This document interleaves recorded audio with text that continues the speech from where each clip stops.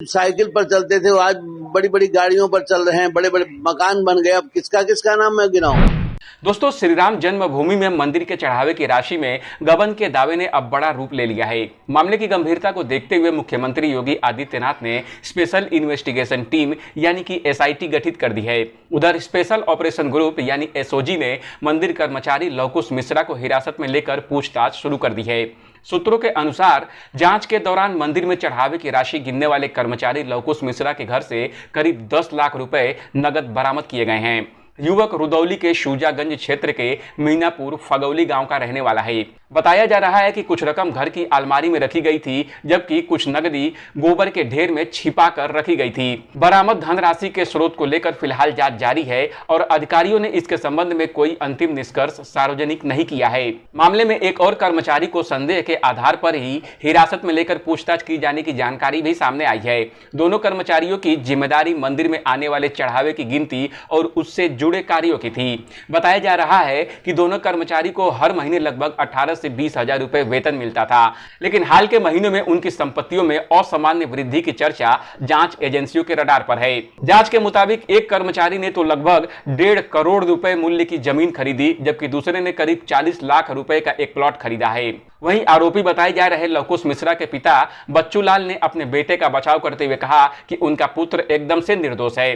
उन्होंने स्वीकार किया कि जांच टीम को उनके घर से 10 लाख रुपए मिले हैं, लेकिन फैजाबाद में जो मकान बन रही है यानी निर्माणाधीन मकान से उसके बेटे का कोई संबंध नहीं है।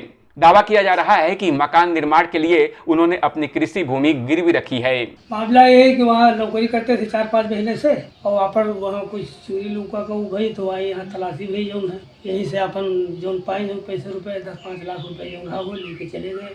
सूत्रों के अनुसार जांच टीम में 6 सदस्य शामिल थे, जिनमें 2 पुलिसकर्मी वर्दी में थे तथा अन्य 4 सिविल ड्रेस में थे। ग्रामीणों का कहना है कि तलाशी के दौरान नकदी घर की अलमारी और अन्य स्थानों से बरामद की गई। गांव में यह भी चर्चा है कि मंदिर में नौकरी मिलने के बाद लवकुश मिश्रा की आर्थिक स्थिति में तेजी से बदलाव आया था। इधर राम मंदिर निर्माण समिति के अध्यक्ष नृपेंद्र मिश्रा भी 5 दिनों के भीतर दूसरी बार अयोध्या पहुंचे। हालांकि उन्होंने कथित धन गबन के मामले पर टिप्पणी करने से बचते हुए कहा कि उनकी जिम्मेदारी केवल मंदिर निर्माण कार्यों की निगरानी तक सीमित है। श्री राम जन्मभूमि तीर्थ क्षेत्र ट्रस्ट के अनुरोध पर उत्तर प्रदेश शासन ने दान चोरी की जांच के लिए विशेष एसआईटी का गठन किया है।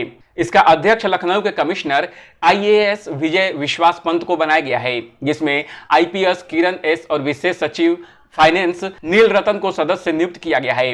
एसआईटी को 7 दिनों के भीतर प्रारंभिक रिपोर्ट पेश करने के निर्देश दिए गए हैं। इसके साथ ही 15 दिनों के भीतर अपनी अंतिम जांच रिपोर्ट शासन को सौंपनी होगी। अब अयोध्या राम मंदिर ट्रस्ट के अध्यक्ष महंत नृत्य गोपाल दास के उत्तराधिकारी महंत कमल नयन दास का बड़ा बयान सामने आया। उन्होंने कहा, भगवान जांच करेंगे, सबके सब बेईमान हैं। और जांच वाले भी सब बेईमान हैं तो क्या जांच होगा। ये जो हल्ला मचा रहे हैं ये लोग दूध के धोए हैं, जांच कौन करेगा, भगवान ही जांच करेंगे। साइकिल पर चलते थे, वो आज बड़ी बड़ी गाड़ियों पर चल रहे हैं, बड़े बड़े मकान बन गए। अब किसका किसका नाम मैं गिनाऊं। इस अपडेट पर आपका क्या कहना है, कमेंट कर हमें जरूर बताएं।